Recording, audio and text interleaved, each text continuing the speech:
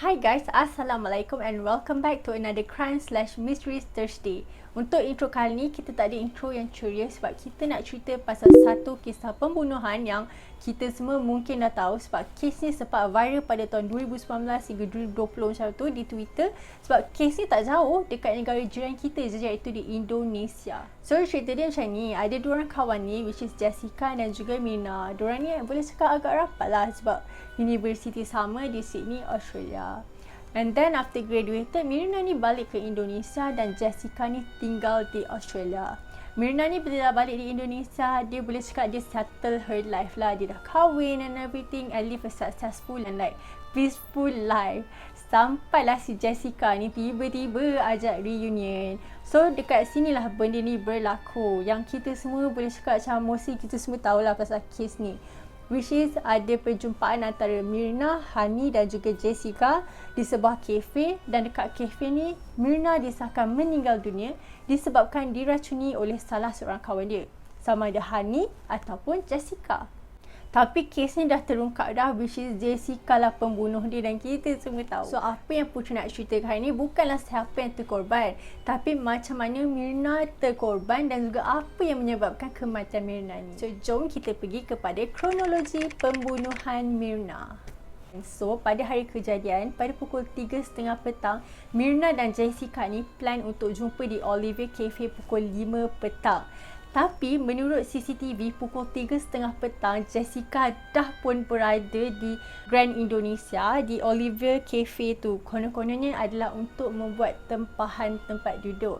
Dan dekat situ memang dia pergi situ lah untuk buat tempat duduk. Jessica tu minta table yang non-smoking area dan agak jauh lah daripada CCTV dan diorang dapat table number 54. Lepas dah book tempat semua tu, Jessica ni dia pergi Bath and Body Works sebab nak beli hadiah dekat kawan-kawan dia. And then dalam pukul 4.14 tu, Jessica ni pun baliklah ke cafe tu. And receptionist ni hantar Jessica ke tempat duduk, bagi menu, Jessica order and then Jessica pergi cashier, bayar semua and then dia balik-balik ke tempat duduk. And then ada Agus Triyono ni datang untuk membawa pesanan yang telah dipesan oleh Jessica ke tempat duduk tu.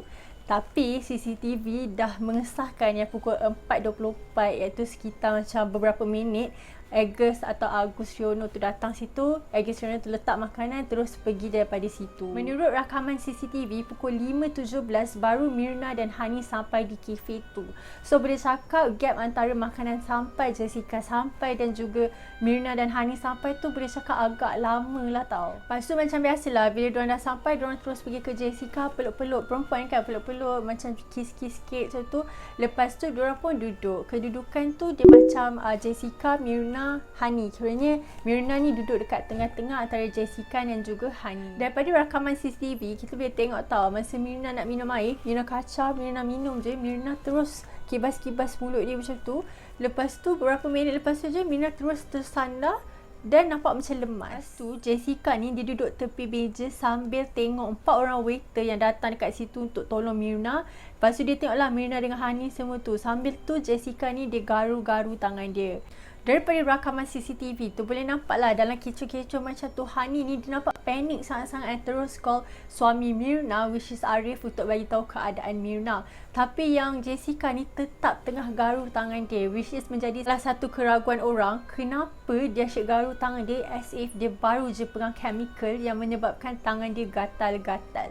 Lepas tu diorang cepat-cepat angkat Mirna, bawa Mirna ke hospital dan Mirna ni dibawa ke hospital Abdi Waluyo dalam keadaan yang tidak bernadi, tak bernafas dan tak ada denyutan jantung. Pukul 6.30 petang, which is beberapa jam lepas kejadian, Mirna punya bibir dah start biru-biru dan Mirna disahkan meninggal dunia. So ni lah part yang orang tertanya-tanya, which is apa yang menyebabkan Mirna meninggal dunia. Hasil bedah siasat mayat yang dilakukan 4 hari lepas tu mendapati terdapat cyanide dalam badan Mirna. Tapi tak tahu yang tu natrium cyanide ataupun potassium cyanide. Awalnya Hani ni antara suspek sebab Hani ni ada dekat situ. Tapi lepas tu Hani ni dibebaskan sebab Hani ni dia dah bagi keterangan yang orang cakap macam memang sedetail habis lah, dah tak ada sedetail lagi dah. Dia mau bagi everything yang diperlukan. And Hani ni cakap yang Myrna ni betul-betul nak Hani ni ikut. Kiranya bukannya Hani ni plan nak pergi sekali ke apa, Hani ni yang diminta untuk ikut. Didapati Myrna ni dah call Hani ni sebanyak 3 kali sebelum jumpa dengan Jessica tu. That's how much Myrna nak Hani tu ikut. Lepas tu Hani ni dia ada minum sikit tau kopi tu sebab Myrna tanya macam nak. Hi guys, starting from time ni akan ada banyak gila bunyi mikrofon tu. Minta maaf sangat-sangat time edit baru dengar. Hopefully korang still enjoy the video, okay? Sorry. Tak, dia pun minum sikit. Tapi macam Alhamdulillah tak jadi apa-apa. Maybe dia minum sikit sangat kot kan. And then suspect kedua, Agus Ciono. Kenapa Agus Ciono ni jadi suspect dia? Sebab first thing first, diorang takut macam benda ni ada yang planning ke. Lepas tu macam mungkin saingan Olivia Cafe ni nak Olivia Cafe ni dapat nama buruk lepas tu buat macam ni ke. Macam benda ni still jadi teori yang tergantung akhirnya sebab tak ada bukti yang kukuh. And then Agus Ciono ni dia baru je 11 bulan kerja dengan Olivia Cafe. Tapi Agus Ciono ni dia cakap lah masa dia tuan je kopi, Jessica ni macam tanya, ni kopi jenis apa Lepas tu bila dia datang balik, kopi tu macam jadi warna kekuningan. And then adalah suspect yang paling utama dan end up jadi orang yang memang ditangkap atas pembunuhan ni, which is Jessica. Okay, first thing first, Jessica ni dia datang terlalu awal daripada waktu yang diplan. Even dia nak book tempat ke apa, tapi masa tu macam agak mencurigakan lah orang kata. Sebab plan pukul 5, pukul 3.30 dia dah terpacak dekat kafe tu kan. Lepas tu, dia ni macam asyik tengok sekeliling je. Macam line clear ke tak. Bila dia dah duduk tu kan, dia dah letak paper bag tu pun dia asyik ubah kedudukan paper bag tu untuk menutupi rakaman CCTV. So mencurigakan kan. Lepas tu masa Myrna tu tengah sakit semua, dia bukannya panik ke apa, dia just tengok-tengok macam tu, lepas tu garu-garu tangan dia as if ada satu chemical yang membuatkan dia non-stop untuk garu tangan dia kan. So dia lah merupakan orang yang paling mencurigakan dan macam nampak lah obvious yang dia memang ada buat something wrong. So apa motif pembunuhan ni sebenarnya? Of course lah, antara Hani dan juga Agus Ciono ni diorang tak jumpa lah apa-apa motif pembunuhan. Tapi untuk Jessica sebenarnya ada beberapa lah dia punya macam orang kata teori-teori. Antaranya menurut kembar Myrna, dia rasa macam Jessica ni dia jealous tau dengan hidup Myrna ni. She's jealous of Myrna. She's jealous of Myrna because maybe Myrna have a good life. Tapi ada juga yang cakap tau sebab Myrna masuk campur dalam relationship Jessica ni dengan boyfriend dia, which is diorang ni sebenarnya pernah gaduh. Sebabnya si Jessica ni dia punya boyfriend orang Australia, and then Myrna ni dia macam boleh cakap yang kawan yang protektif, yang jujur, yang straightforward. So Myrna ni pun cakap lah dekat Jessica ni, dia rasa macam lelaki ni tak baik untuk si Jessica ni. And benda tu buat Jessica ni sangatlah marah to the point masa Myrna cakap macam tu, diorang tengah lepak tau, Jessica tu terus bangun daripada table tu and tinggalkan macam tu je. That's how mad she is. And diorang tak pernah contact lagi dah since hari tu, sampai dah tiba-tiba Jessica ni ajak Myrna untuk reunion masa lepas Myrna dah kahwin. She grew a fear of Jessica. Like, she don't want to meet her face to face, just the two of them. She wants someone to accompany her. Maybe sebab tu Myrna nak sangat-sangat Hani teman masa nak jumpa Jessica. Maybe dia takut Jessica ni mesti marah ke, or like maybe she knows what Jessica capable of doing. And then of course lah, bila kes macam ni jadi, orang akan korek-korek nak tengok latar belakang kita kan. And then diorang jumpa yang Jessica ni sebenarnya dah cuba untuk bunuh diri sebanyak 4 kali dalam setahun masa dekat Sydney dulu. Lagi menakutkan, ex-boyfriend Jessica ni, which is Patrick, dia pasang restraining order terhadap Jessica.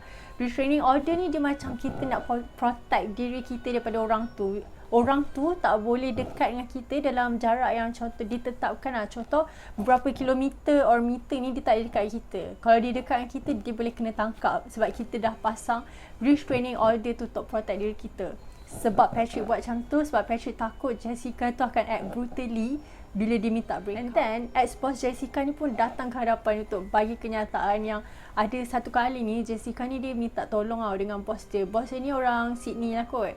And then bos dia tak dapat nak tolong, and Jessica ni cakap, you should die and your mom should die too. Jessica threatened me by saying, you have to die and your mum should die too.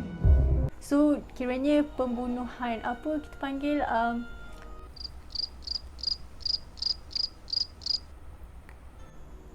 ugutan pembunuhan. So basically sebenarnya orang sekeliling Jessica ni tahu apa dia capable of doing, and orang pun sebenarnya takut dengan dia, tapi Myrna still choose untuk kawan dengan dia. Tapi Myrna pun dalam tara tu pun Myrna ajak Hani untuk as a langkah berhati-hati, tapi still something bad happen tu. Dalam banyak-banyak teori tu pun masih ada juga orang yang tak setuju yang Jessica ni ditangkap. Sebabnya first kali adalah cyanide tak ubah warna air. Macam Agus Shiono cakap yang air tu berubah jadi kekuningan. Mereka macam tapi cyanide tak sepatutnya ubah warna air. And then sepatutnya seseorang yang meninggal disebabkan cyanide, dia hanya perlukan 4 ke 5 minit ke 3 ke 5 minit macam tu. Tapi Myrna ni dia dah meninggal dunia masa 7 minit lepas minum. Kiranya 7 minit baru meninggal. Patutnya kalau betul meninggal sebab cyanide, dia meninggal dunia dalam masa 3 ke 5 minit. So korang rasa macam mana? Adakah betul Jessica yang bunuh Myrna ataupun Jessica dituduh? Korang boleh komen dalam bilu apa pendapat korang ataupun teori yang korang rasa yang ni sebab dia Myrna dibunuh. Okay? Itu sahaja untuk video kali ni. Thank you so much for watching. Jumpa korang di Crime Thursday ataupun Sharing Sunday yang akan datang.